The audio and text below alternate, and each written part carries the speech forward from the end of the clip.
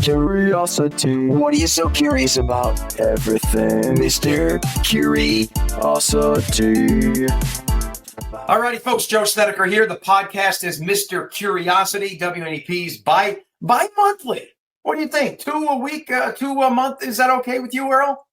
Sounds good to me, Joe. All right, I'm here with the great Earl Granville, who I'm going to say Army veteran, quasi-politician, inspirational speaker. Do we want to say amputee? That shouldn't define you, but I'm just saying it's all a part of you, right? Yeah, we could say that. Guy who got blown up and lost his leg. But we don't want to say it that way. I'll even say this: a guy who was in my detention class back in 1995, right? Wow, yes, you are absolutely right. Best detention teacher right here, ladies and gentlemen. Maybe that's how it should start. All right, here's the deal, folks. So I know very little about Earl, but I know all of the things that a lot of other people know from seeing him in various media circles, on TV, on social media, a popular guy, a productive guy. But we go back. Do we want to? Let's go back to the day you entered planet Earth. I'm guessing what, 1980, 81? 83. 83. Okay, so 1983, you enter the planet, and you are a Lackawanna County guy. Yep, yeah. Let's just say I entered the planet with somebody right next to me, actually, my twin brother Joe. And to get more technical, he was 35 minutes ahead of me, which I guess my mom pretty much was like, "What the heck took you so long, Earl?" So yeah. Joe was already ahead of the game. So twin fraternal boys, not identical. Yes, fraternal. And you went to the Carbondale Area School District. Yep. All our lives. Northeastern Pennsylvania. Grew up in Carbondale, so big shout out to the Chargers. I was going to say, I bring that up because I taught school there, high school science, from 1989 until 1999. So I don't think you ever were in my science classes, but you may have been in my homeroom. You claim to have been in my detention class once or twice. Is this a true story? Yes, sir. You were my homeroom teacher. I can't remember what grade it was, but I feel like out of all my friends, I was the only one that didn't have the pleasure of having Mr. Joe Snedeker as my science teacher. Yeah. That's funny, pleasure. So what were you on detention for that day? Do you remember? I can't even remember. Little stuff, your typical young, dumb teenager. That's right. So to go back to your Carbondale year, so you're going to grade school, you're in elementary school, middle school, high school. When does it click in that I may want a career in the military? Were you a military family? Your mom, your dad, your uncles, anything like that, Grandpa? A few of my family members were in the military. My older brother, Al, was in the Coast Guard for 20-some years, and that's my oldest sibling. And I feel he was... Go ahead, Joe. I know. Do I know Al? How come I don't know Al? Al's much significantly older. Besides Joe, all my siblings are significantly older. Al, geez, I mean, I hate to say this, I can't remember his age at the top of my head, but Al, Greg, Chris, Patty, and everybody, they were much older. So that's probably why you don't know Joe Osford, or I'm sorry, how you don't know Al. But Al was in the Coast Guard for 20-some years. And but my reason of joining the military, like my old man, he was also in the military as well. He was in the Cold War. Wait, so already you have, I can see it already, Earl, starting. So you have a dad who was military guy. You have a older brother. But growing up in this, is it like it's assumed, or they're letting you go in your own way, or they want you to go to college, or they want you to do this, they want you to pick it? Like, how is that influencing your choices as a young man? My influence on the military strictly was I didn't plan to be on some big war hero to serve my country. Actually, there was for a long time the thought of that. I was like, no, I don't want to do that. That's not my thing. However, I think the incentive to join the military was that free education. My brother Joe, he was joining. My cousin Paul, and you had Paul for a few. He was your student a little bit. I don't know if you remember Paul Granville, but Dave Rivera, Doug Bean, Kenny Demick. The names are coming to me. Yeah. A lot of us, we all joined together. But my biggest reason why was, one, my brother Joe joining, and two, the free education. I knew I wanted to get that higher education. My time in Carbondale, it's not like I was on the dean's list or anything like that. However, I thought, hey, I don't know how I'm going to pay for a higher education. This Pennsylvania Army National Guard route says they'll pay for my education if I do a minimum of 6 years. All right. It was a slogan, 1 week in a month, 2 weeks a year. You know, we all know about it in the 90s, those who were in the uniform. But so I decided to put my big boy pants on and join. And we graduated. We had a good summer. And then we landed in Fort Benning, Georgia. It was myself, my brother Joe, and Kenny Demick, the three of us, all landed in Fort Benning, Georgia for basic training. The date was September 1st, 2001. Whoa. We all know what happened 11 days later. Yeah, wow. Joe, I got to tell you, man, I was, But Earl, when that happened, then that had to embolden your cause in a weird way. Like, now I'm ready to kick some arse. I mean, this is it. Our country needs me. There had to be a little bit of that flowing through your blood, right? The truth be told, I feel like Joe took all that. It's funny. Joe took all that. And I was like, this selfish little kid that I was at that time, let's be real. Like, I'm being totally honest and transparent. I was like, my attitude was, I didn't join the military to go to war, right? That's just who I was at that. You know, I just turned 18. 3 weeks later, 9/11 happens while we're in basic training. I think I was looking at things in such a negative way because I was making it about me. What can I get out of this? I didn't join the military for war. That's very typical for an 18-year-old to think. You're right. Yeah, but I never thought about that approach. Like, our country now has gotten itself into something, and look who they're going to start picking. Us volunteers, right? I mean, that had to be going through your mind. Oh, absolutely. I was like, I joined the National Guard for college, you know. But everything changed in the future, and we're gonna. And Kenny Demick, the three of us, we went through basic training. We graduated January of 2002, and let's be real. There's no turning back at this point. Like, well, I'm here now. Like, we got to do this. And but wait, I got to stop you right there. Come on, I got to stop you already because. Guy like me, I don't have any family members, well, no siblings in the military. My dad was Army, but I don't know what that feeling was probably like because you hear these stories of basic training. You hear these stories, I'm leaving home, I'm on my own, I'm a man now. Is basic training all that it is brought up to be in movies, in media, in pop culture? Like, it's this killer period in your life where you're weeding out the weak and it's nothing but some sergeant with a crew cut staring you down, intimidating you, and every day you're up at 3 a.m. and you're sleeping 3 hours a night and you're eating Spam out of a can. I mean, what is that whole basic training like? What you see in the movies, I feel like maybe Full Metal Jacket, that was a Marine Corps movie, or it definitely wasn't like the extreme of Full Metal Jacket of people, the drill instructor in that movie, he's wailing on his the recruits.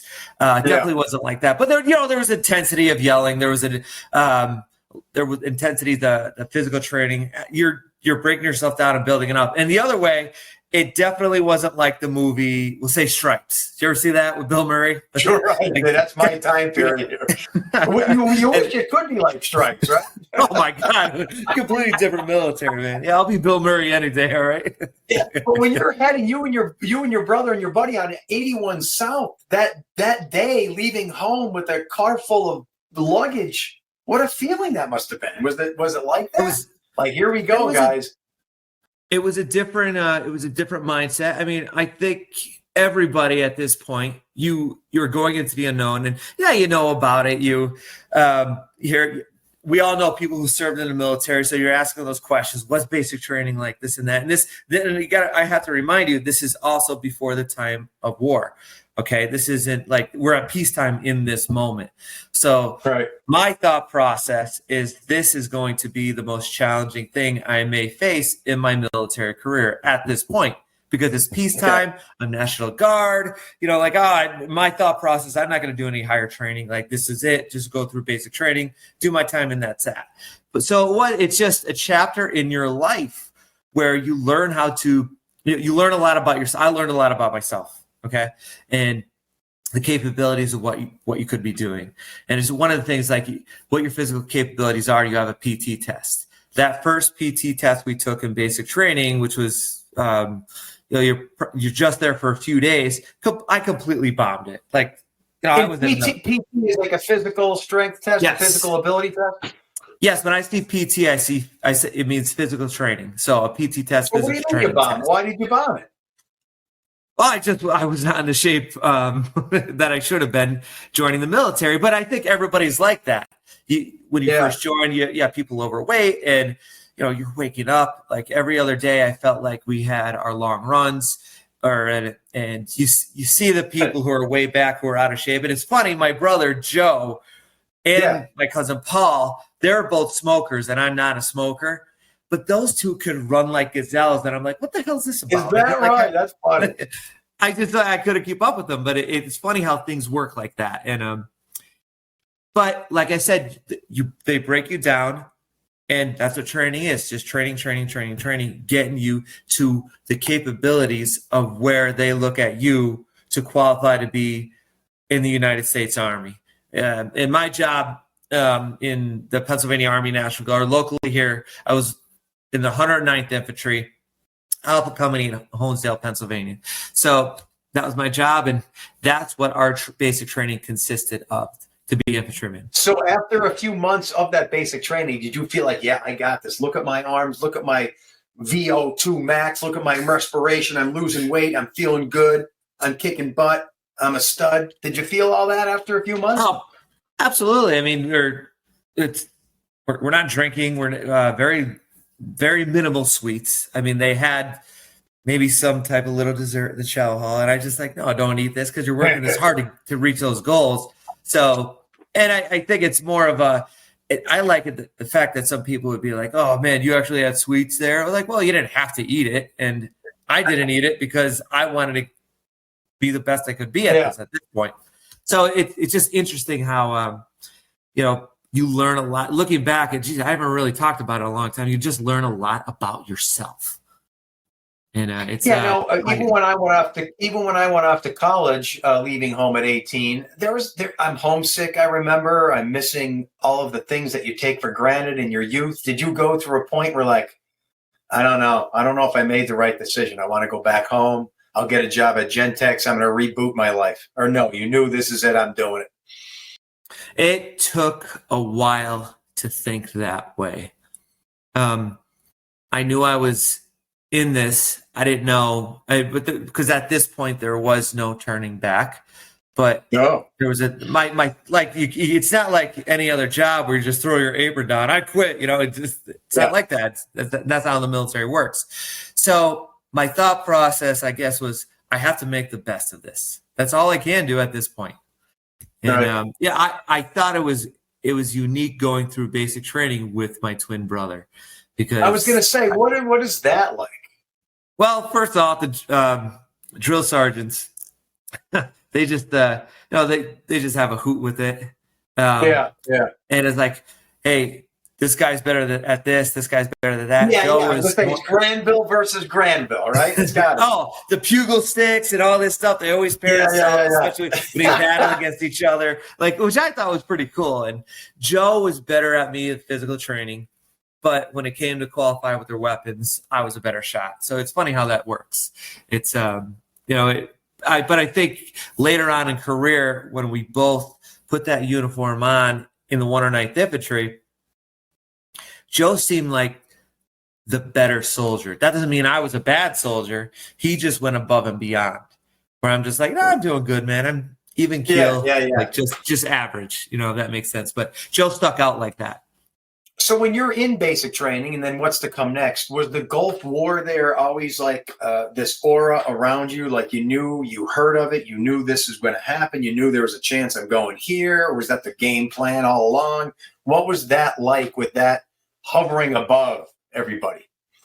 I feel before 9/11, like everybody had their, their goal of why they were there. Some were active duty, some were National Guard, some were Army Reserves. And I knew my future and what it entailed was I was going to join the Pennsylvania Army National Guard to get my free education, do my minimal contract of 6 years, and leave the National Guard. And that was my future goal. That was it.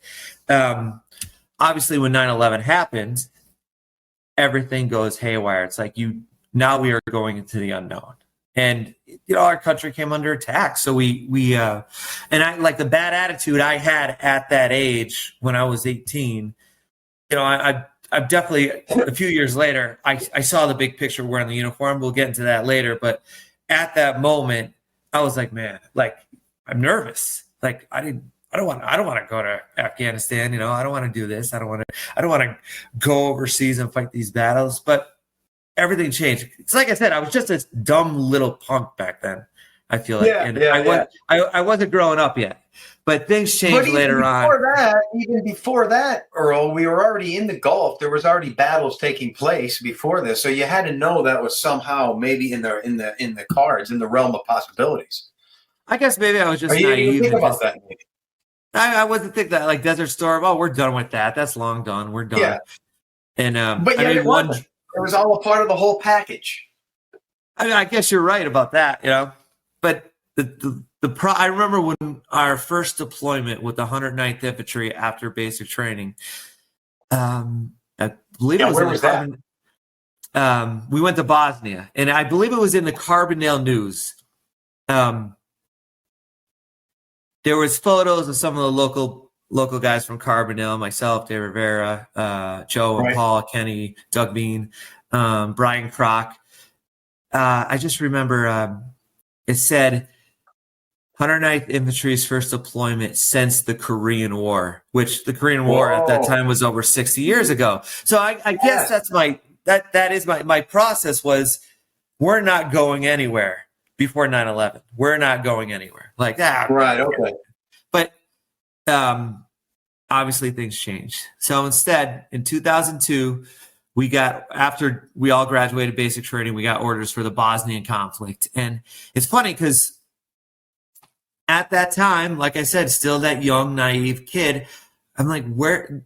My thought process at that time was like, wait, where's Bosnia?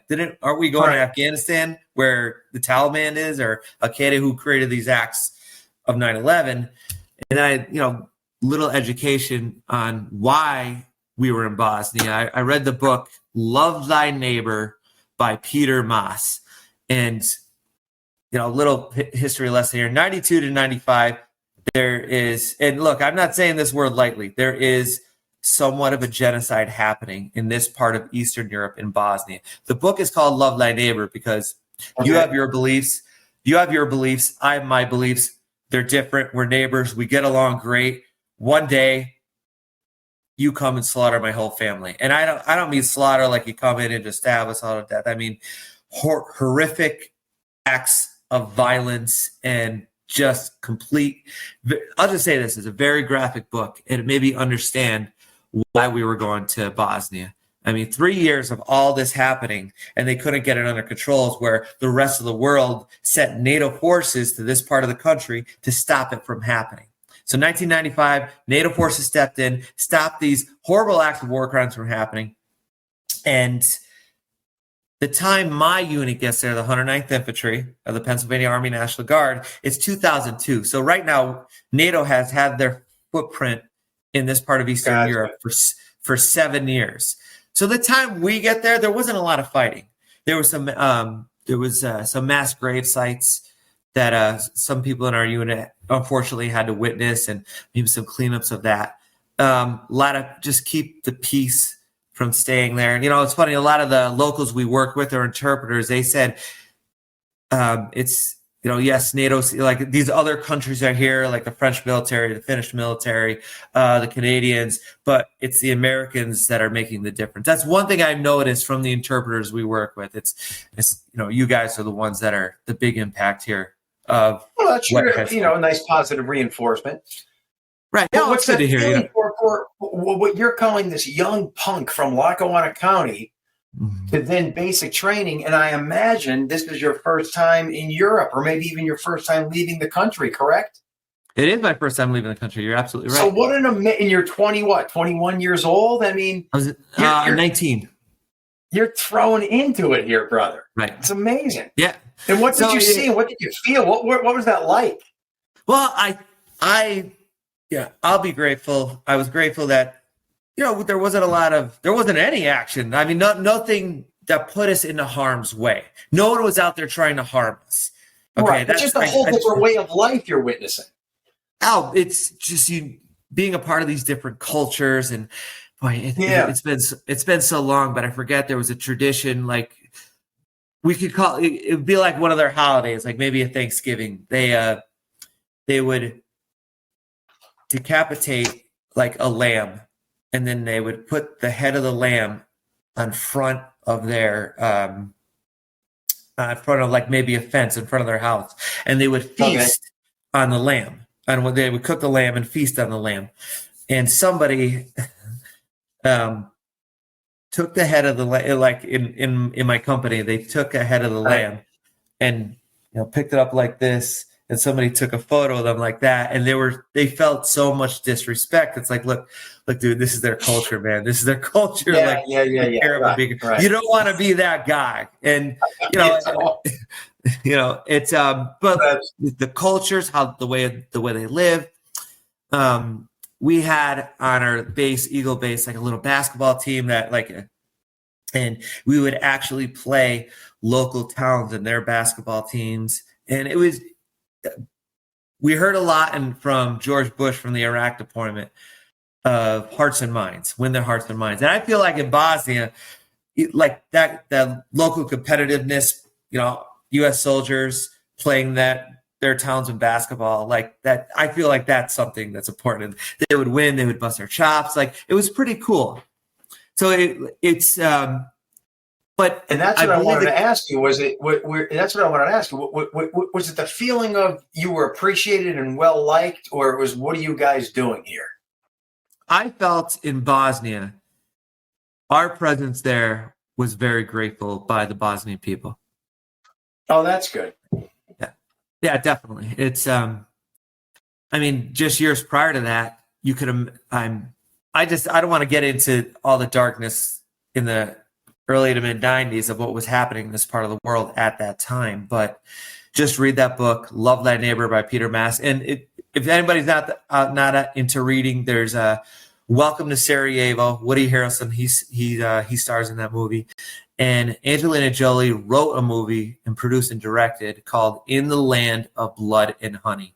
You learn a little bit of why we were in this part of Eastern Europe in history. Oh, I love it. That's great. So, or you can just probably search that topic and you'll find a podcast about it somewhere, right? There's so many out there. Oh, I'm sure. All right, yeah. So, So what comes after Bosnia? How long were you there and what comes next? We left Bosnia March of 2003. Ironically, it's around the same time U.S. forces are invading Iraq. And we come home from Bosnia. I enroll into Lackawanna College right in Scranton. The whole reason I joined the military to begin with. And well, wait, so you do your time. How many years in are you now? So that's sort of 23, 4 years. And is that how it works then? You're doing I thought you have to do 6 years steady, constant, and then you get the education, but you're doing it within the realm of the extended stay.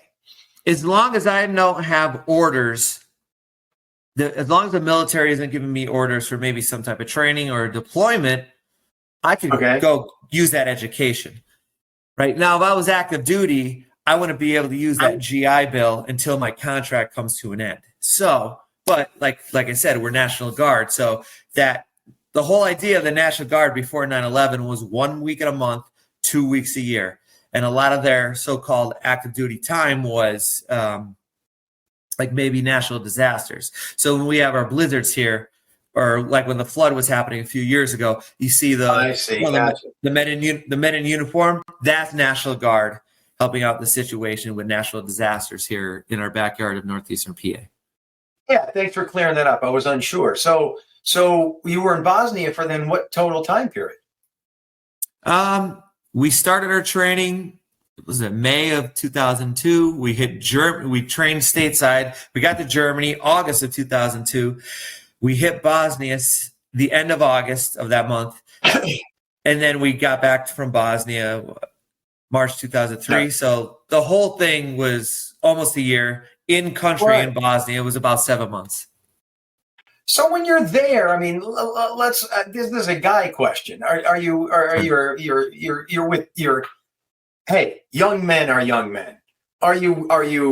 You're hanging out with the locals. You're meeting girls. You're partying. You're having dates. You're having people over the apartment or the base. I don't know how that works. Is all that happening? You can't leave a single guy single for almost a year in a foreign country. Those ladies must have loved those American soldiers. We are considered a combat zone at that time. So you can't just get in civilians and walk off post and hit a pub. So a lot of our when we're not patrolling or working, a lot of our downtime is a gym, playing video games. It's some is just sheer boredom. Oh, okay. So no women at all here. That's interesting. All right, you come back to the States and you're probably ready to go. You're like, okay, I'm going to find a date. I'm going to go to college. I'm going to, what do you do then? Come back to reality. To your homestead?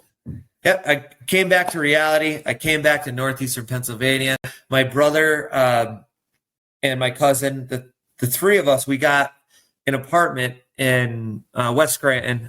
Oh, this sounds good. Yeah. Three dudes in their 20s. I started going to Lackawanna College. Paul started going to what is now Penn State Scranton, was Penn State Worthington. And Joe started working. So it was just, three of us, three single dudes in but now you're like a 21-year-old freshman in college when most of them are 18, 19, 20. You're already considered like the older guy there, right? Oh, absolutely. I mean, yeah. I'm wrapping up. I'm hopefully going to be want to finish school soon. I'm the old guy now. Like when it comes to if I have to put my thinking cap on, But yeah, even then it's like you don't think about it. Like if I think of some people now that it's like 19 to 21, that's not a big age gap. But in a in a culture of school, of getting an education, that is a big age gap. That is huge. So what is that like? Did you like it? Did you say this isn't for me? I'm getting back in. How did you slip back in to service? So I enjoyed Lackawanna College. I got 2 semesters in. But then we got a warning order for Iraq. But it was a volunteer mission. The 109th Infantry was going to Iraq, being attached to the 2nd Brigade Combat Team of the Pennsylvania National Guard. However, like I mentioned, it was a volunteer deployment for those who were in Bosnia. And so I thought right off the bat, I'm not going. I'm staying back. And Joe, on the other hand, and Paul, and basically everybody, a lot of guys that were in Bosnia, they were like, "Oh, I'm gonna go." And I think right there, Earl, how do you explain that? That's what I'm curious about. So, is it that it's an attitude? It's like I'm gonna, is it a brothers in bond kind of thing? Like to me, I think the human reaction is I'm gonna wait this thing out and see if this becomes mandatory. Mm-hmm. But maybe I'm the coward. I don't know. No, I didn't make the decision right away, but I know Joe was set on going, and that made me kind of think twice. Geez, man, if Joe's going over, and here I am partying at school, man, all right. The time I get back from this deployment, I'll have less than a year left in my contract, and I'll be fine. I'll be fine. So what do you mean? That will count towards your contract, that time? That's how it works? Oh, well, right now, the day I take that uniform off, my day, it was like sometime in the end of 2006. And Right. whether if I stay back or I go overseas to Iraq, my contract ends on that date. I can't remember what the date was at the time, but Oh, I see. so I see. so my thought process was the time I get back from this deployment, I should be ready to get out of the military or almost there to hit that date to leave the military. Gotcha. But at the same time, you can say, I'm going to stay in a non-threat zone here in Lackawanna County, and I'll get to that time anyway. And it's the same end, correct? You get the same amount of benefits Sure. and payments. And so again, maybe this is the coward in me coming out. I would be I'm just going to hang loose. Let you know. Well, I think my mindset wasn't like, my whole time joining the military, it was about me. What could I get out of this? What could do for me? And then, thinking of talking to my brother, and I'm like, geez, you really want to go, man? And like I said before, Joe is so gung-ho. He's just a gung-ho dude. Right. And so I thought, man, maybe I should go too. God forbid if something happens to you, how am I going to feel if something happens to you and here I am partying at college, Yes, So, yes. So that was like a big motivation to go into Iraq. And I'm going to tell you something, Joe. That was the best decision I have ever made in my military career. Really? It's like I mentioned everything before. It was about me. What can I get out of this? What can this do for me? Okay, but seeing the big picture, going to Iraq, becoming an NCO or anybody out there, becoming a sergeant. So I'm taking on more responsibilities. I'm in charge of people. I'm in charge of equipment. I realize this isn't about me, man. The big picture, it's about us being a part of something bigger than myself. And it's like I played sports in school. My brother Joe and my best friend growing up, Dave Rivera, the two of them actually got the soccer team in Carbondale area, going to school board meetings and such like that. And I played sports, but I feel that that aspect of wearing that uniform, the awesome friends I made over there, and the sometimes dangerous situations we were put in, it was heavy. And I'll be real, the 109th Infantry of Northeastern Pennsylvania, we got split in half. Half were in Al-Assad, Iraq, which is where my company was, Alpha Company, and HHC Company, which is all our support. And the other half, which was just one company at this point, Bravo Company, they were sent to Ramadi. You may have heard of Ramadi. It's heavy times over there in Ramadi. Well, when we think of Iraq, you think of Baghdad, you think of Fallujah, you think of Mosul, Right, you think of Ramadi, all these places where there was a lot of fighting, and depending on what time you were over in Iraq. So my buddy's in Ramadi, Dave Rivera, one of my best friends, like I mentioned before. He was one of the guys. Dave went to Ramadi. Their deployment was a lot different than my deployment. Who determines that? Somebody much higher than me. That's all. Okay, so you guys don't. When you're making this collaborative decision, it's not like the outcome. You know that you guys could be separated, disjointed, and you don't know what the outcome is, but you just agree to do this together. Sure. Well, we didn't know that going in. I mean, you're literally going to the unknown. But hey, you're serving in the United States Armed Forces. Certain things you don't have a choice in anymore. They're going to send you here. You got to go. You got to go do this. You got to do it. It's just how it is. It's part of the game. So where did you and Joe end up? Al-Assad, Iraq, big desert base in Al-Anbar Province. I imagine your first time in the Middle East. Correct. And I have never been there. And of course, I teach meteorology. I teach about climate zones and how they form. When you're landing in there, that first day, were you just visually impacted by what you saw? Endless brown desert, arid areas, a whole different way of life, a whole different culture, military bases. That had to be intimidating. What's that like?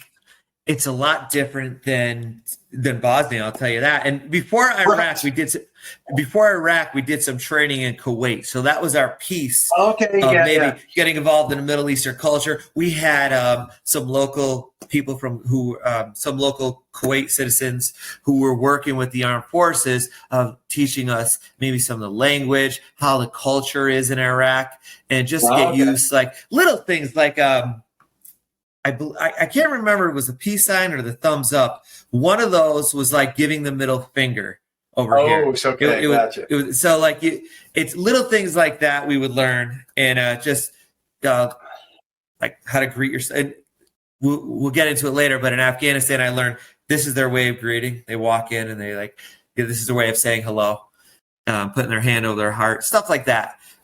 Did you feel acceptance there, like in Bosnia, or was it a whole different vibe?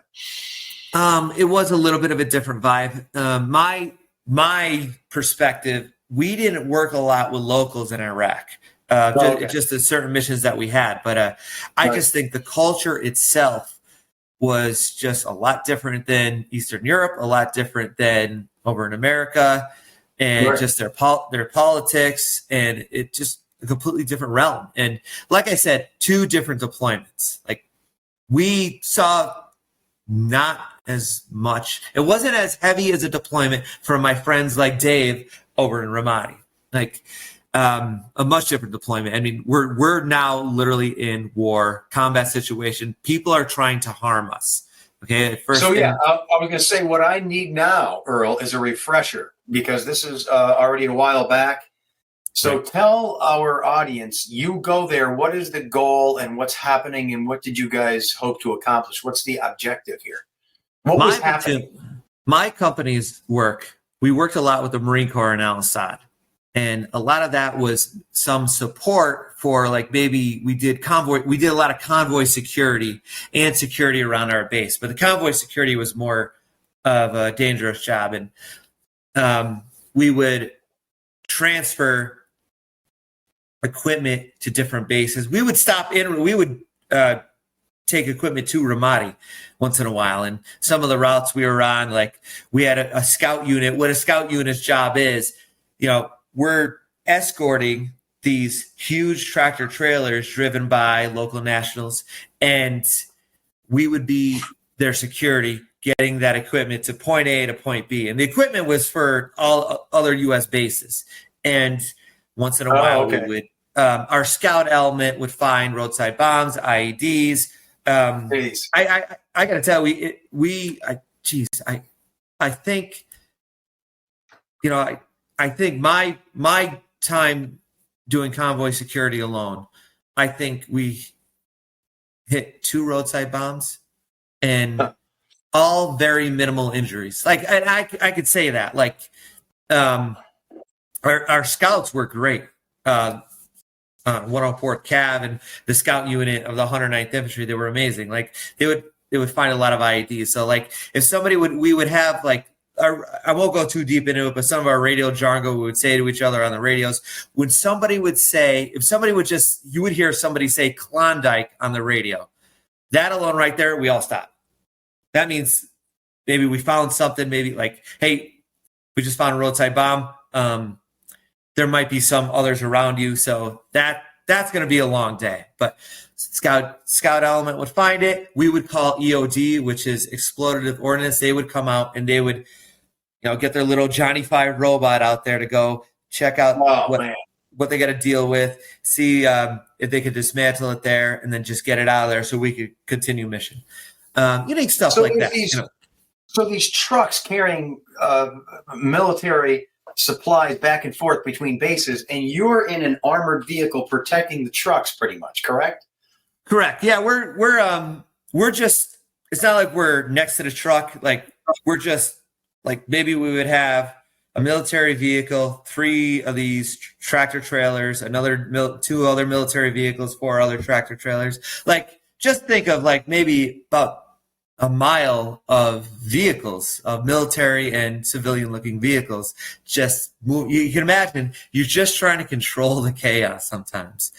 You know what I mean? Like we don't have comms with all these other trucks driven by third world nationals, and there's also language barrier if we had to get out and work with them and talk to them. Maybe one of their vehicles would break down. That's a security hole. So our mechanics, our that were part of our headquarters platoon, they would be honest with they would be with us as well in these patrols with a big wrecker vehicle, maybe to tow one of these vehicles that they broke down. So you can imagine it's just a bunch of chaos. And we're not in assault. But Earl, you're going from you're this kid in Scranton probably having a Miller Lite on the Cooper's deck on a sunny day, and then 2 weeks later you're in Iraq dodging roadside, incursions and bombs and infantry, and it just this is a weird life you were thrust into. It's just one extreme to another, and it's funny you say it like that, Joe, because I guess I just don't even think about it like this, because after a few weeks being there, you just think this is the new norm. This is it. Like, this is it, and that's that, and you do what you got to do, and I have to mention too, like, my buddies in Ramadi, like I said, they had a much different deployment. I am not one to tell of what they went through or the things they did over there, but I got it. Like, they had some casualties. My platoon, we had one Purple Heart, one individual who got a Purple Heart. His name is Gary Cianco. He minor injuries. They hit a roadside bomb. He got a ruptured eardrum. And that was, and I'm not trying to downplay what happened to him. Don't get me wrong, but I think it's very clear. And I believe Gary would say it himself. There was much more serious things that happened over in Iraq, like my buddies in Ramadi, like August of 2005, Staff Sergeant Ryan Ostrom, he was hit by sniper fire and he was killed in action. The first casualty of northeastern Pennsylvania from this deployment. Before that, it was a gentleman named Sergeant Baker on a whole different deployment. God rest his soul. I believe he was from Luzerne County. I didn't know much about him, but I knew Ryan Ostrom from Bosnia. And then, so Ryan Ostrom was August of 2005. I believe September 19th, 2005, one of the Bradley fighting vehicles, it looks like a tank. We'll put it that way. This vehicle looks, it's not a tank. It has less armor. And there Bradley hits a roadside bomb, and driving the vehicle was specialist William Evans. We call him Billy Evans. Unfortunately, Billy succumbed to his wounds, and he's from New Milford, Pennsylvania. Heavy stuff. And then the big one was 9 days later, September 28th. 5 people, the Pennsylvania Army National Guard in Bravo Company's unit of New Milford, Pennsylvania, hit a roadside bomb, and all 5 were, unfortunately, they passed away. Staff Sergeant Daniel Arnold, Staff Sergeant George Puglisi of Carbondale, Sergeant Eric Slobodnik. There's right down the road here in Greenfield Township. There's a park named after him. Specialist Lee Wiegand. Specialist Wiegand, he was a brand new father, and PFC Oliver Brown. All of these individuals that I had mentioned were up here from little northeastern Pennsylvania. And so you can imagine, obviously this affects us in the 109th Infantry, but every soldier, you get 2 weeks of leave to get a little R&R, do whatever you want. You can leave Iraq. If you go wherever you want, but you could leave Iraq. And I came home after all these horrible tragedies happened with the 109th Infantry. And you could see what it did to our little community here in northeastern Pennsylvania. You just have this. When I came home, the last incident that happened was 2 months. Flags in our area are still half-mast. You're seeing names on businesses. It just, really took a toll. It was really, really heavy stuff. And it's just, it sure was and is. So how does this affect you then and your willingness to go back? Are you just emboldened? Are you like, bring it on? On this deployment, I knew this is a job at this point. I wouldn't say my experiences, but like not the negative experiences, but the good things that did happen. I'm a little more mature now. I realized, Joe, this is a job I wanted to do for the rest of my life. I wanted to be a soldier.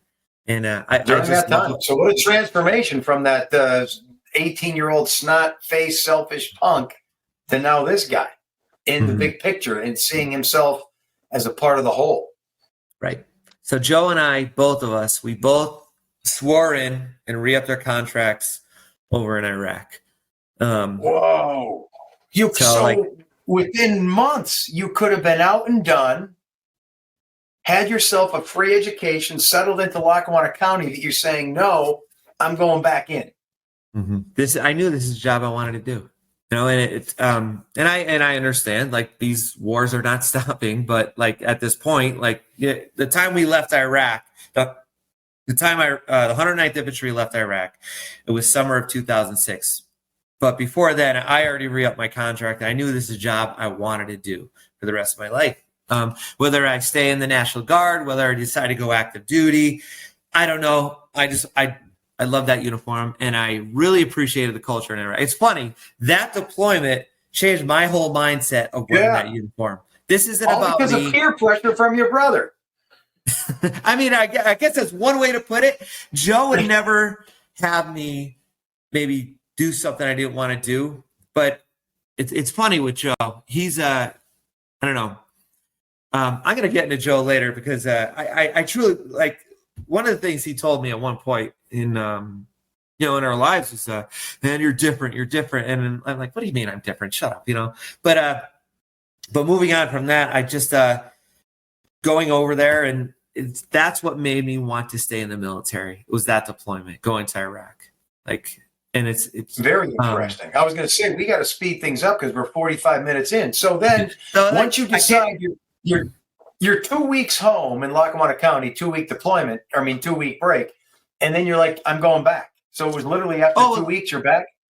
Well, no, like, yeah, I came home November of 2005, and it's like I was home for 2 weeks, and I went back over, and going back over, we ended up, I ended up being there for another 7 months. And then before I left those, when Joe and I both re-upped our contract, and we returned stateside June of 2006.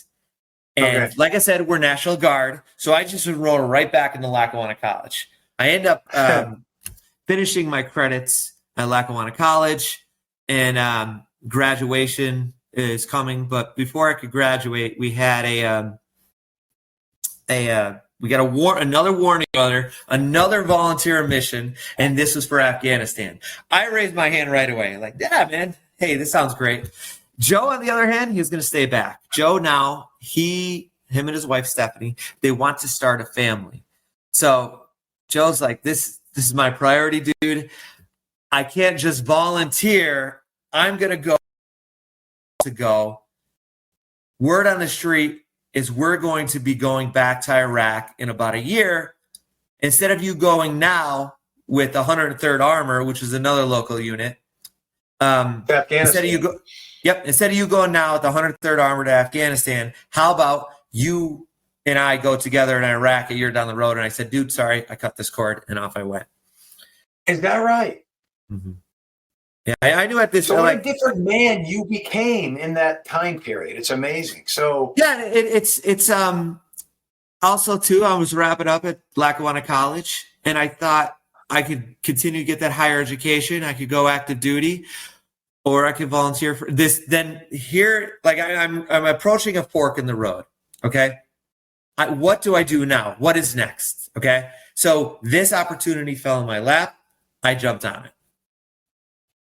All right, so now we're in a big plane going to Afghanistan. Now what? Yep. Well, on this deployment, attached to 103rd Armor, also located here in northeastern Pennsylvania, our job in Afghanistan was a lot different than Iraq.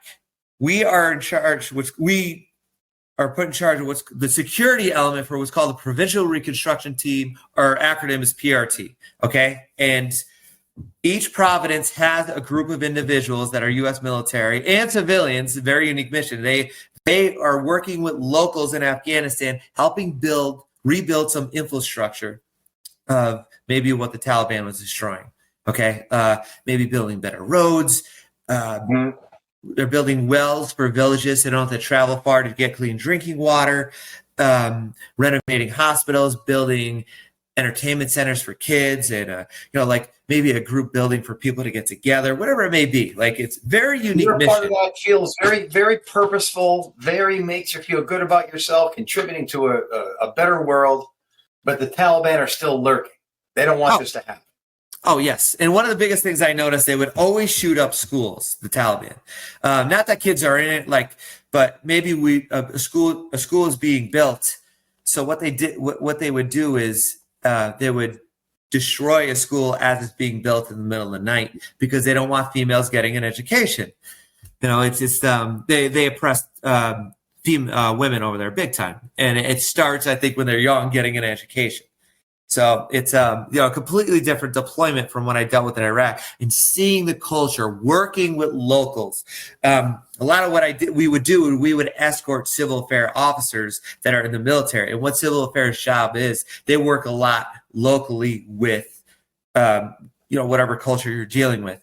So they would have meetings with village elders, because the government, sometimes it's not like, hey, I'm the mayor of this town. It's, hey, you're the village elder, you're in charge of this little culture, a group of people here. They would have meetings with them, and we would pull security for them in their meetings, or if they're building a hospital or something, we would pull the meetings around, or we would pull security while they're hanging that out. And every person we escorted would always sit in the back seat of our Humvees or our MRAPs. MRAPs is like a big 6-wheeled vehicle with a V-shape full of armor. Okay, so I'm glad you're telling me that. A lot of these terms I don't know. I appreciate it.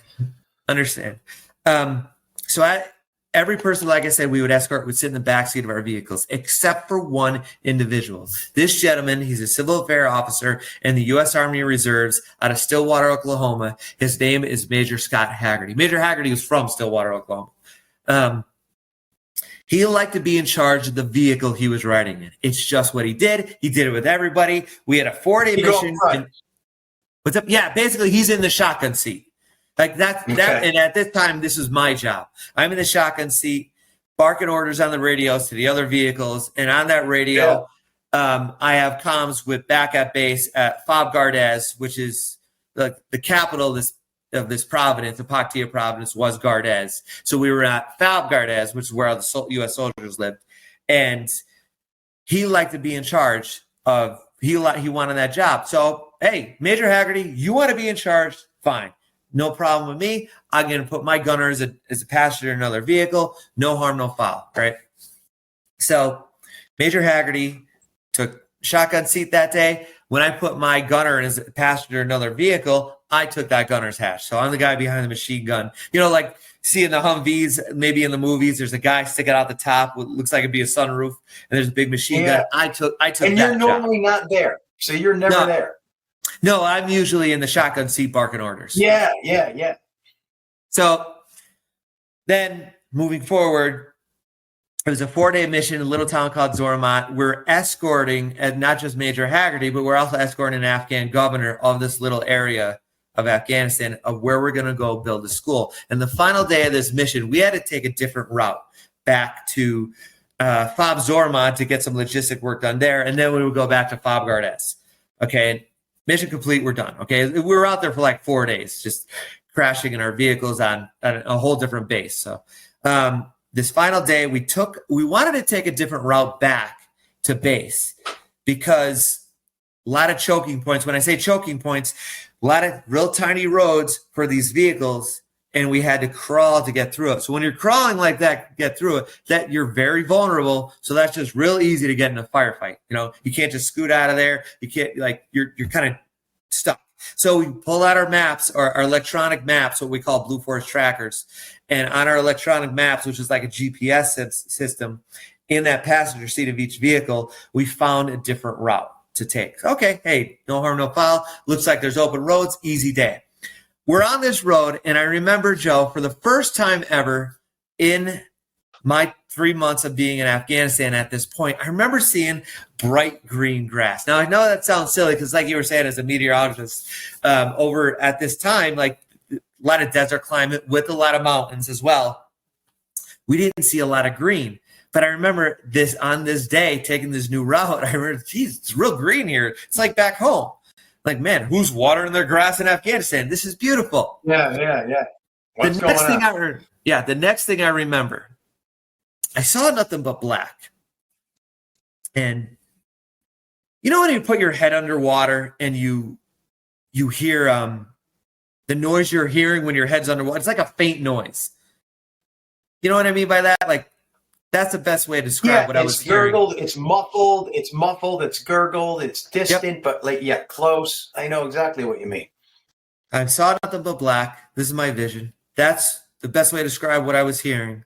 I feel this slow momentum, and in my mind, I'm thinking to myself, what is going on? My guess probably lasted about 15 seconds. When I finally came to, I opened my eyes. Big, beautiful sky. Man, what am I doing looking at the sky? Jeez. Oh, my goodness. I'm on the ground. My feet are backwards, and I'm full of blood. To the left of me, the Humvee is completely ripped to shreds. We just hit a roadside bomb. All I wanted to do in that moment was assess the situation. I heard my buddy Joe Voda yell, get him in a body bag. Okay. First thing I heard, I'm like, what body bag? Are we in a firefight right now? What's going on? Is it us? Is it them? Then my medic got to me, and my lieutenant Dan Naylor here in northeastern Pennsylvania, and U.S. Air Force Tech Sergeant Eric Jones was my medic at the time. They started working on me, and I asked how everybody else is doing. They're fine. They're doing good. We're going to get you out of here. At this point, this is all on scene. I'm sorry. Yeah, this is all right here in this moment. At the site of the explosion. This is moments right before the explosion, right after the explosion. Right after, So the Humvee is still to the left of me, ripped to shreds. They're controlling my bleeding in my legs. Some more of my buddies come over. They get me on a litter. They control the bleeding.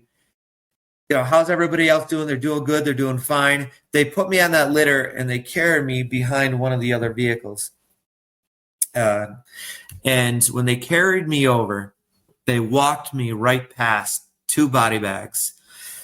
And I knew from the equipment around, I knew exactly who it was. It was Major Scott Haggerty of Stillwater, Oklahoma, leaving a wife and 2 kids. The gentleman who took my seat that day, which is why I'm still here talking to you. Let's be real. I was going to say, whoa. Yeah. And then driving the vehicle was Specialist Derek Holland of Wind Gap, Pennsylvania, in the Lehigh Valley. And Derek was just 20 years old. So how many total were in that vehicle? There was 4 of us total, and 2 of them were killed in action, and Derek and Scott. And they got my bleeding under control. They gave me a shot of morphine. They called in a 9 line. Here comes a Black Hawk. I hear the helicopter coming in. There was no firefight. I really don't know exactly everything what happened, but it looks like we probably just drove over a roadside bomb, and it got us. And would you describe this as the underwater, the gurgling sound, the distant but yet close? Is there pain involved, or is your body just under so much shock you don't realize what's happening? I would think if you said you looked down, you saw your legs spread in awkward positions and blood everywhere. Is it a shock feeling? No pain, excruciating pain? What is that moment like? I guess you're just jacked up with adrenaline and hormone release, and it must be overwhelming. That was the big thing, where exactly how you just put that, your last statement of adrenaline. I feel my heart racing. Every person is issued their personal weapons. We have 2 personal weapons on this deployment. You have an M4, which is basically an AR-15. That was in the vehicle, I don't have it obviously at that point. And I had strapped to my body armor a 9mm pistol. And it was the things that were going through my head was, I won't get into it, but twice I had to send where we lived at in Gardez. We didn't have, like, it was a tiny little military base. So we don't have all the luxury of these big military bases. So when maybe like a personal weapon broke, I would have to send that to Bagram Air Base where it would get repairs. Twice I had to send my 9mm to get repairs. Twice it came back to me still broken. I didn't make a big deal out of it. Well, I got an M4. But now here I am laying on the ground thinking to myself, all I have here is this broken M9 strapped to me. And like we get in a firefight, I tried to stand up. I couldn't stand up. I'm completely worthless at this point. So I'm nervous. I'm going into shock a little bit. And yeah, it was heavy. It was heavy. It was, real heavy. And but did you know at that point that your leg had been lost, or you had no feeling or sight or even thought of what was happening literally on your lower extremities? What's happening? What's the feeling there? You said you tried to stand up. Right. Yeah. It's like your initial reaction is to stand up, and my feet being like, say you're laying down and your feet are like this, they look like this with blood. I'm still trying to stand up. I think it's just an instinct, like initial reaction. Obviously I wasn't standing up. And I think not being able to stand up, thinking like we might be in big trouble in this moment. Like I'm thinking a firefights are going to happen, and I couldn't even defend myself. Right. All I had was this broken. Yeah, you're vulnerable. You lost half your crew in that vehicle. You have a malfunctioning weapon. I can see these things are going through your mind. Right, and it just stuck with me. Like I think about it every day. Like it's just like, oh my god, And I'm at the end of the day, I feel. You're grateful, dude. You're grateful. You're still here. You're grateful. And that's what matters. That's what matters, And so Earl, what's it like now? The morphine wears off. You're in a hospital environment, and you know that you lost one of your legs, correct? Does this all happen all of a sudden? Someone comes into the room and tells you this, or you knew it all along? How does that happen? So I want to go back to the battlefield here. When that Black Hawk comes down, and it puts myself and that other individual who's injured in our vehicle, it was that Afghan governor. It wasn't a U.S. soldier. Oh, okay. And a third person got on as well. This third person is an Afghan police officer. Okay, and this police officer, he wasn't wounded, but he was there to continue to escort that governor. Okay, and look, I'm laying down in a litter. To the right of me is this governor, who. I'll be real. He looked 10 times worse than I did. I feel like I'm 24 when this happened. This individual, he's, oh my goodness. I don't know, maybe his 50s. And he's an old guy like me. Well, he looked a lot older than you. I'm just saying that. Like, he's just like, I don't care what anybody's faith is. Like, I'm sure his appearance and his, the garb he's wearing. All right. I remember saying to myself, I'm a Christian man, and it's just like, I don't care what your faith is. I just took my right hand and squeezed his left, and just thought, man, praise God, praise Allah, whatever the heck you believe in. Hopefully we both got out of this alive. Because now it's like literally once again in life going into the unknown. I don't know what's going to happen next. We went to Bagram Air Base. They assessed our wounds there. That police officer came into my room with the biggest smile on his face, did this, greeted, and he started talking. I couldn't understand really what he was saying, but we all know body language. Yeah. And that always stuck with me. This individual, like, huge language barrier. This guy just met me that day, and he came in the room to see how I was doing. And my buddy, who I was in Bosnia with, Sergeant First Class Harry Young, at that point was at Bagram when this happened, and he came to visit me, and he witnessed this gentleman kind of greeting me.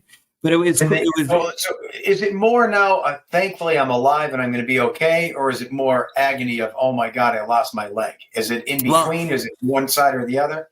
Well, I didn't lose my leg at this point. I went under for surgery and on my right hip, actually, and my mind is still racing at like this happened like not even 2 hours ago. So I'm just still trying to process everything. That was my next question. Okay, so we're still only 2 hours. Yeah, that's I mean, it could have been 2 hours, could have been 3 hours. I don't know, but it just happened this afternoon. Yeah.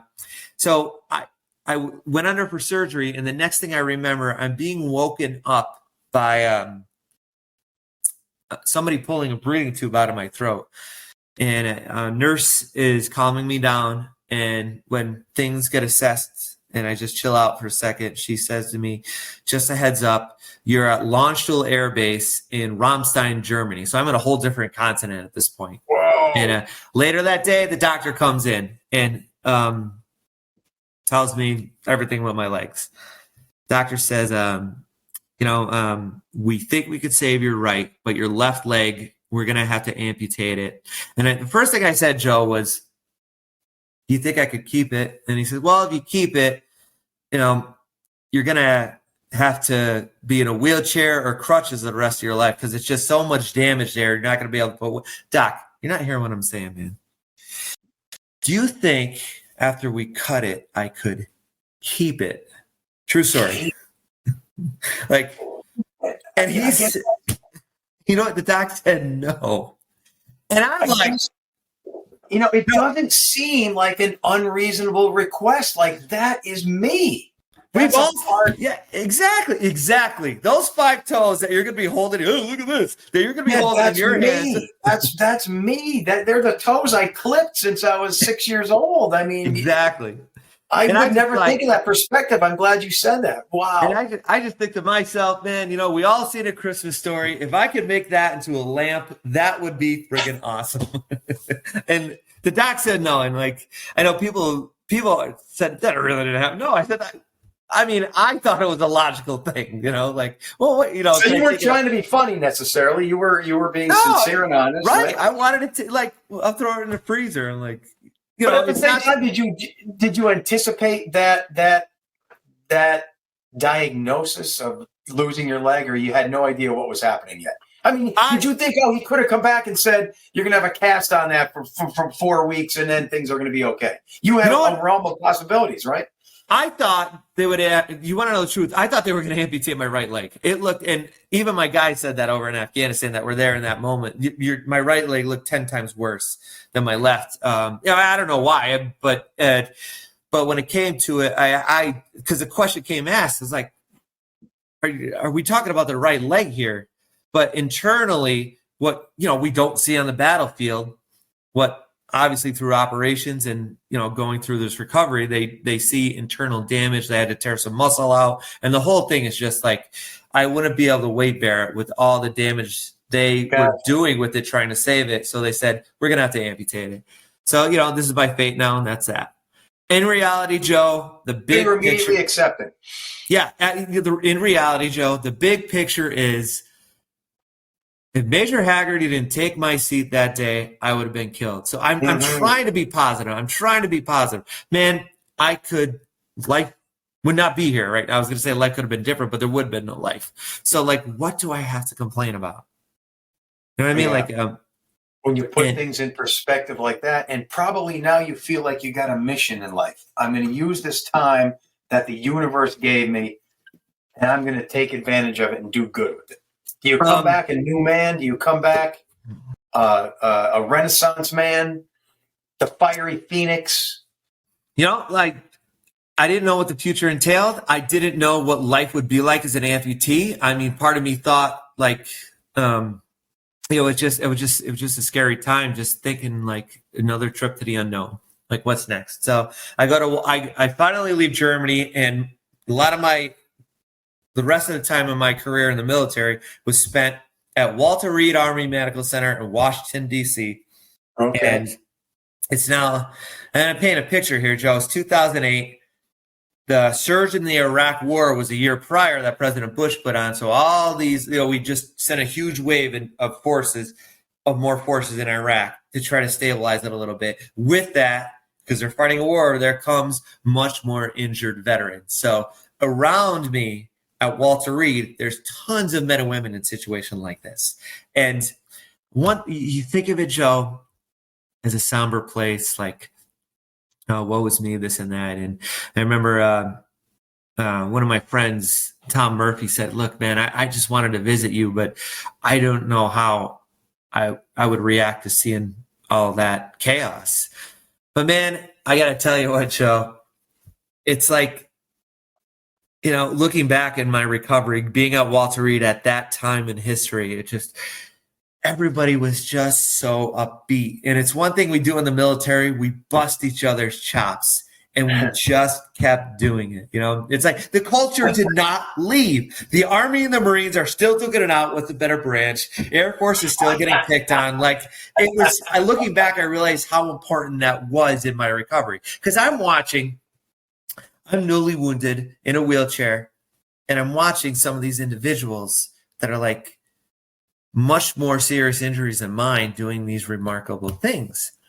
And I thought, wow, man, that's I think one of the biggest things is just getting my brain in tune and keep telling yourself, like, don't let this define you. Don't let this define you. Don't let this define you. Like, don't let your adversity control you. Because I think coming home from Iraq, I remember those times I saw counseling, and this is something much more big. But the reality of it, like I mentioned time and time again, I did get this second chance at life because I was moved in my vehicle. So that, I think, was a big push forward. So on the timeline, the explosion and the injury happened when? This was June 3rd, 2008 was the explosion happened. And then you're at Walter Reed that summer, fall? I land at Walter Reed about a week later in Washington, D.C. And I'm in Walter Reed. I mean, I spent a year and a half there going through my recovery. You did? Yes, and the big reason why I was there so long was the question of what was happening to my other leg. See, the way how the military works is military breaks you, and they're going to do their best to get as full recovery as you can or the best they can before they release you. So I don't just lose my leg and they say, good luck. Like Big Army has to, I'm still considered a soldier at this point. Oh, I see. But you're going through rehab. You're staying on site. Yep. Is there boredom? Is there depression? You want to see people, friends, family? You want to do something? I'm very grateful that a lot of my friends from home, it's a 4-hour drive, and people would just come crash at my place on Walter Reed. I lived we were overflowed. Walter was overflowed with all these patients because of these 2 wars going on, that I was actually put in a hotel on base. And I had 2 beds in my room. So my buddies would come down and we'd go down. We're in Washington. We're in the nation's capital. It's a fun city for a 20-year-old. You know what I mean? So we're going to Washington Nationals games. We're going to Washington Capitals games, just having a good time. There's tons to do down there at someone my age. So at that time, here it is, the positive attitude coming through again. I love it. So I see we're getting late here. We're like 1:15 in, but now I'm worried. So when you put this attachment on and the prosthetic and you're trying to, is at first you're like, can't do it. That, I'm never going to get there. I'm never going to get where I want to be. Or is it immediately like, I can see this working? Watching everybody else around me made me realize I could do this. Seeing their capabilities, seeing seeing the double leg amputee up and walking. Yes. Like, whoa, what? He could do it. Why can't I? But that very first day when it was put on. What's that? Oh, the first day. Well, the first day. I know we said we had a time hack here, but if your schedule's open, I can make mine open. I got to tell you, my first day open. I usually talk to this depending on my audience when I speak. My first day walking. It took me a while to get there because I had to wait for my right leg to heal. It was in a cast for a while. Then it was in an air cast. I could have put weight on it, but eventually wounds heal and I'm good to go. So it was Friday. I remember they said on Monday, your socket is made up. This is my socket. It's what I put my residual limb in. Okay. Your socket is made. We're going to attach the actual prosthetic leg to it. You're going to be up and walking. This is great. This is awesome. I had a great weekend. Monday rolls around. I get my wheelchair, go to physical therapy. There's my physical therapist. There's my prosthetist, the guy who works on my legs. And I put the leg on. I'm on the parallel bars. My first time vertical in a very long time. I'm like, I was going to say almost a year and a half, 2 years, your first time upright. Well, I wouldn't say that long, but it's been quite some time. It has been some time. And I'm finally up and moving. Like, this is a good feeling, And I said, where we do physical therapy, there's an indoor track. And parallel on the ceiling of the indoor track, there's a rail system. And I said, can I walk on the track? And they said, yes. Oh, yeah, you can. But here, put this vest on. I'm like, what's the vest for? So that rail system, there's a rope that comes down and it connects to this vest that I have to wear. And what this does is... You can't fall, man. You can't fall, exactly, right? Yeah. So I could I think about it now. I wish I was able to run then because I just run and just go like this. And just, Yeah. So, but here I am, about to walk. And before I start walking, Joe, they said, oh, one more thing. Here's your granny walker. Tennis balls and all, baby. And I'm like, what the heck is this? Things, attitude. I'm like, come on. Like, what do you think? I'm going to wipe out and bust my skull? Like, it's not like I'm going 88 miles an hour, man. Hey, protocol, you got to do it. So here I am with this leash on me, connected to the ceiling in the granny walker, getting my laps in, right? Meanwhile, there's this triple amputee. I want you to picture this. A triple amputee, both his legs gone. And I don't mean like, look, I have a full femur, okay? This guy, no limbs whatsoever lowerly. His amputation starts at both his hips, okay? And one of his arms is amputated. I can't remember which one, below the elbow. Okay, so probably right here. His prosthetic arm has his rubber stopper on, and he is just knocking out these push-ups. His whole body he's lifting his whole body up in the air and just got his headphones in, jamming out. Meanwhile, I'm in my granny walker with that poopy face, just sticks, Wrong with me. And like this is, I was so excited, and then like things just shift, right? But I'm getting my laps, and I'm kind of being and I'm usually not like this. I'm a little belligerent patient, right? And as I'm getting my laps in, this triple amputee takes his headphones off, and he's waiting for me to get closer. And I know he's going to say something to me. And I'm like, what's this guy going to say? So here I am in my granny walker, and he catches up to me.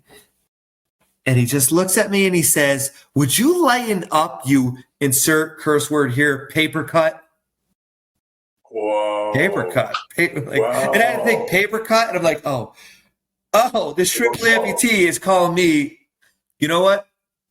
Whoa. But kind of put things in a whole different perspective. But I got two questions about that. Number one, did he see drama in you with excess negativity? Because I don't see you that. Or number two, did he know he had to say that to inspire you? Maybe a little bit of both. I mean, maybe a little bit of both.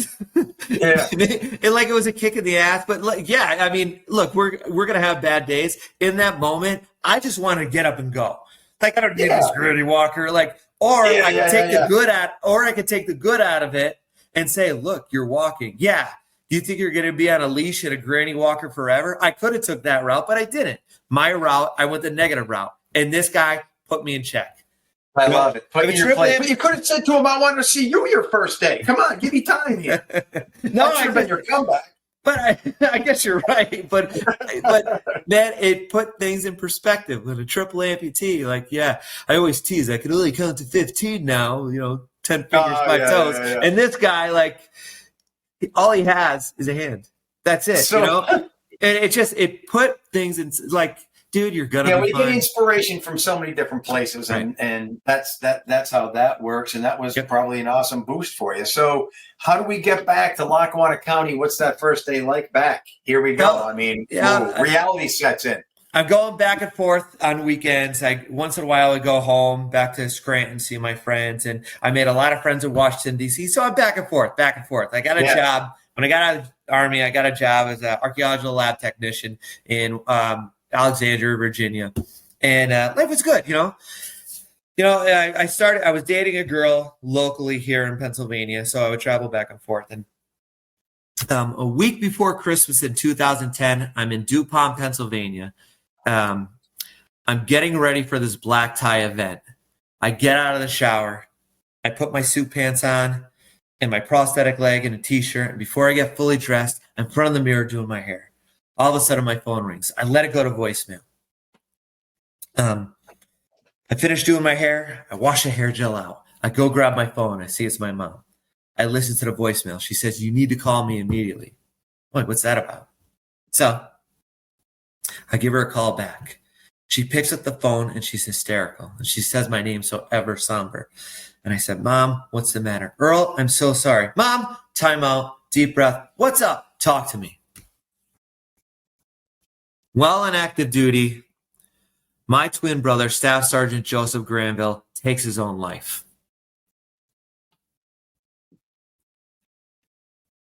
Joe, worst day of my life, man. Like, how do I get this second chance at life and have my own twin brother take his away? I was crushed. The next day, I had to go to Joe's house. There's his wife, Stephanie. There's his 3 kids, Jonathan, Emily, and Kayla. And you can imagine the energy in the house is just getting full of people. People are trickling in and out, just paying their respects. They're crying. And it's just like, how could this happen? How do I get this second chance? And my mindset, Joe, went right back to making it all about me, feeling sorry for myself, playing the victim, thinking the world owes me everything. Let me ask you, Joe, where does playing a victim get you in life? Tell us. Get you nowhere, man.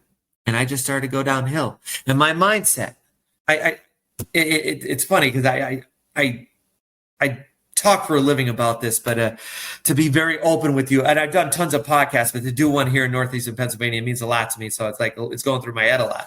But I got to tell you, like, just the pain that it caused to lose my brother here, for so many of my friends and family here in Northeastern Pennsylvania. Like, man, it just hit all of us. And I just, how could this happen? How do I get this second chance at life? But I think to a certain degree, I think whenever someone loses someone, it's natural to put it about themselves. How am I going to go on? How am I supposed to do this? How am I going to stop the agony and sorrow? There's an inevitable part of that.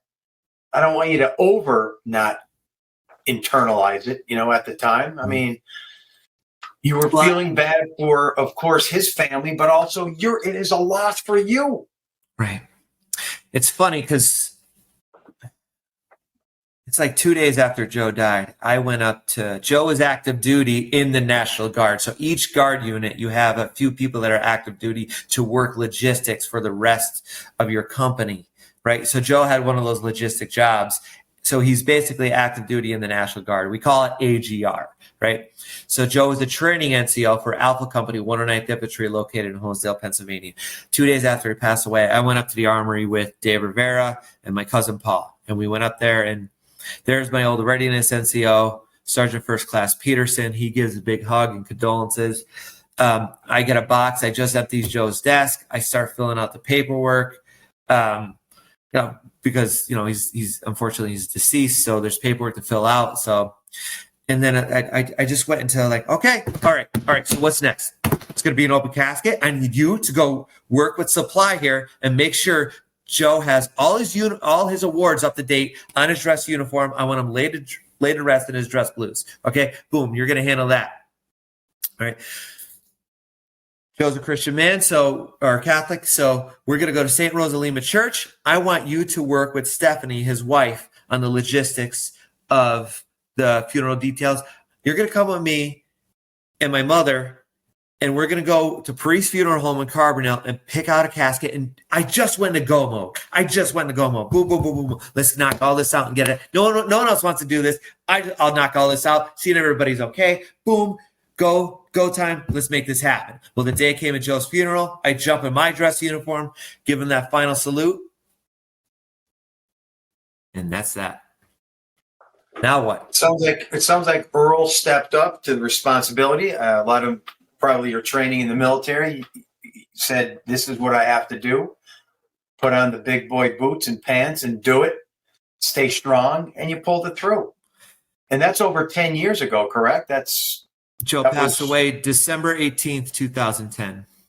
2010. And, so in those 10 years, 12 years, now 13 that have lapsed, emboldened by it, a sense of purpose, a sense of now I'm going to do this for the lives, one, that were lost, and two, could have been yours in that one situation. I'm going to make the most of my time here. And it seems like now that's what you're doing now. Motivational speaking, podcasts like this, trying to make the world a better place, political aspirations, correct? A little bit. I mean, I don't know where I stand with politics, but, at one point, but right now, a lot of volunteering. That's just what I do at the charities I work with. But I have to say, that moment of Joe's funeral, like, we laid him to rest that day, and that was it. But and that's where the victim mentality came into play. That's what I was trying to get at, because what that led to, because I was Uncle Rico from Napoleon Dynamite, Joe. Did you ever see that movie? I was that guy living in the past. Like, hey, you know what I did for my country? Thinking somebody owes me something. But in reality, nobody owes me anything. But moving forward, when I started finding purpose once again, Joe, is everything you discussed, like you said, like, my motivational speaking, when I volunteer speaking to kids or whatever it may be, and the charities I work for, like, I had to find purpose once again, because I feel every human being on planet Earth, you need purpose. I think there's 3 P's we actually need in our lives, Joe. You must have. I'm going to see if your 3 are the same as my 3. I hear you go. I love it. Let me hear what you got. Right. You have to have a purpose. You must have a passion, and you have to be part of something bigger than yourself. Those are my 3 P's. But I love to hear yours, Joe. No, I mean, so I've always been told you need something to do, something to love, and something to look forward to. I mean, something to love could be something you're passionate about. That's what I'm saying. So yours and mine, they overlap. There's definitely an overlap. Yeah, I'd say it doesn't have to be a spouse. It doesn't have to be a pet. It's something to love, passion, something to do, and something to look forward to. I think your 3 and my 3 mesh. They're different ways of the same thing. I actually developed a recipe to find your 3 P's, and because some of the people I've worked with that have this, when like I said, I was that Uncle Rico guy back in the day, like, I had my dog tags hanging out, reminded everybody what I did for my military service. But like, I look back and I realize I don't want to be that person. And in what I do now, my volunteer time, I find a lot of the charities I work for, they're military charities, right? Like, that we help wounded and disabled veterans stay active, find a purpose, be a part of, like, I realized running these charities, this isn't just helping the people we're working with. This is helping me, being a leader once again, leading absolutely. Maybe leading a team through a Spartan race, and it's, but the people I run into, like, I saw a part of my old self when my brother died with that negative victim attitude.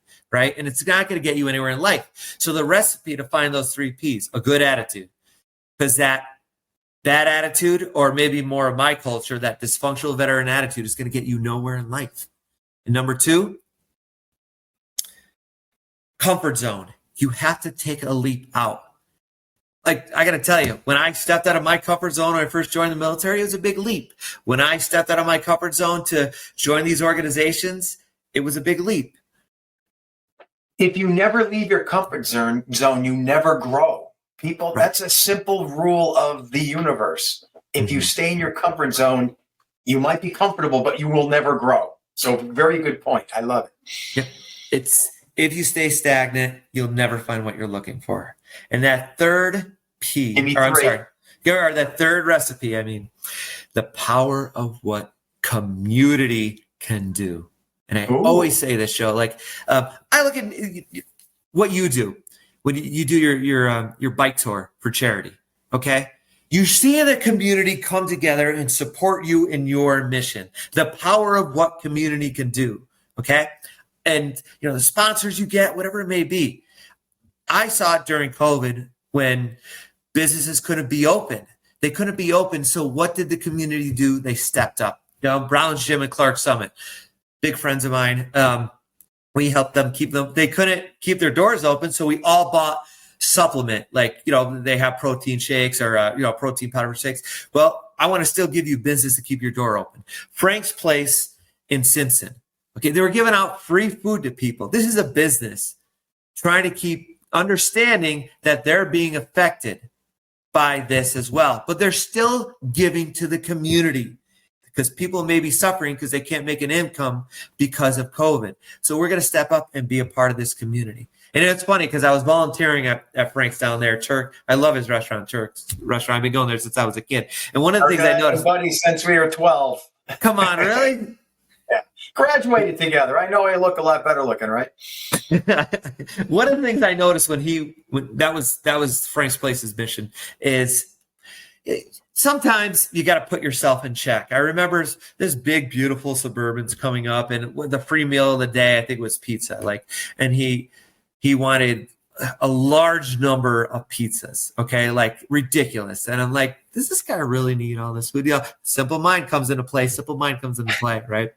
So we give him all this pizza that he is taking for free, and then he gives the staff like $200.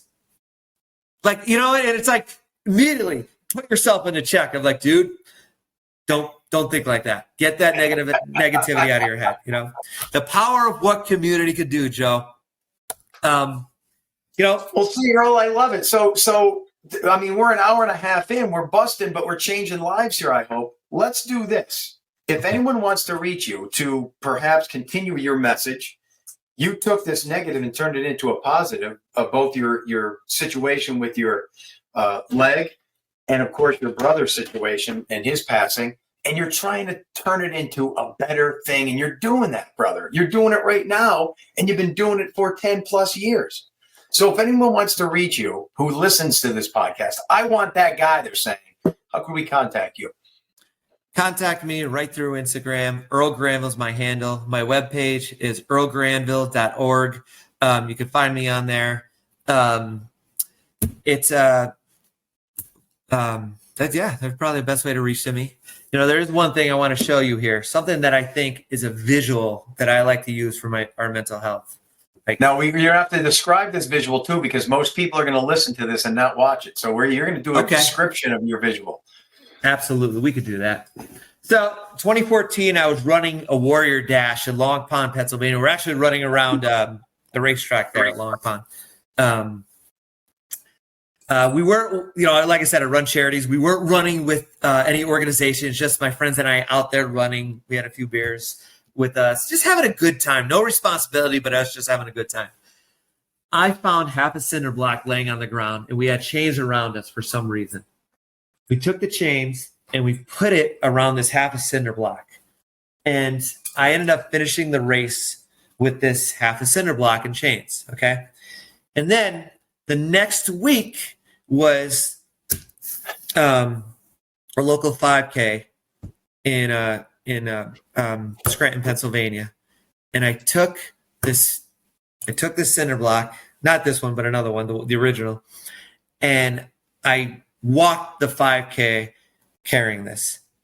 And somebody said to me, what's the meaning of the cinder block? And I didn't have one. I just I was just being a jack. Let's put these chains around the cinder block. We all carry it, like at that Warrior Dash. So the next weekend when I ran by myself at the Captain James Minicozzi 5K, when I ran with this, I just didn't think of anything behind it. So I'm like, well, if people are going to notice it, let's give it meaning. Her name is Cindy, and what Cindy represents is the heavy mental adversity that each one of us face as human beings. Guilt, stress, depression, anxiety, the weight that holds you down and stops you from enjoying life. Now, the organizations I run, Operation Enduring Warrior, Oscar Mike Foundation, Warrior Strong, all the volunteer work I do, we'll take this out with us if we're running a race, right? And I'll start with it. And for a while, she gets pretty heavy. But luckily, I have a team or a community. Remember that third recipe I talked about? A community right next to me. And after a while, I'm able to pass this off and somebody else could carry it. We all carry the weight together because that's the same up in here. The weight we carry, ladies and gentlemen, we don't have to carry it alone. That's the power of what I found in community. We saw it during COVID, and I see it in my charities. By all means, ladies and gentlemen, the weight you hold inside, don't carry that by yourself. Look, bad things are going to happen in our lives, no matter what. bad things are going to happen. And we can't control it. It's going to happen. But we always have the freedom of how we're going to react, or the possibility to reach out to somebody, whether it's a family member or it's a professional. Let's be real. Sometimes that happens. Earl, you're an inspiration. And Cindy, the cinder block, is the perfect metaphor for that, right? Hey, You the way share we the carry. burden, you share the burden, you put it in perspective. I love it. That's awesome. Let's see Cindy one more time. Cindy, I need to see her. She's got the Cindy cinder block. And folks, we all have a cinder block in our life. You know it. I know it. I have them. You have them. But share them and don't let them weigh you down too much, right? Absolutely. That's what we're here for as human beings. It's not about me. It's like I learned. Remember I said that Iraq deployment. I learned it's not about me and all that negativity. It's not about me. It's not about you. It's about us. Oh, Earl, I love it. So hopefully your message does change a life or many lives out there. And keep pushing, brother. I love your style. And I love the shirt with the cow and the sunglasses while you hold Cindy with those beautiful guns of yours and your good attitude. Hey, right here, Peace. man. Thank you Peace, so much, love, and Joe. happiness, brother. I appreciate your time. And again, you can reach Earl all over the place. He's a social media dude to many degrees, and we appreciate you being here. And if you have any questions for him, again, Earl, Facebook, social, Instagram, what do you got? One more time. Yeah. Instagram, find my handle, Earl Granville. Facebook, it's Granville Earl. And website, earlgranville.org. Or you can email me directly, earl.granville@gmail. I'm going to give my 3. You're going to give your 3. Something to do, something to love, something to look forward to. What do you got? Purpose, passion, part of something bigger than ourselves. Baby, rock on. Thanks for your time, buddy. Joe, thank you very much. Curiosity. What are you so curious about? Everything, Mr. Curiosity.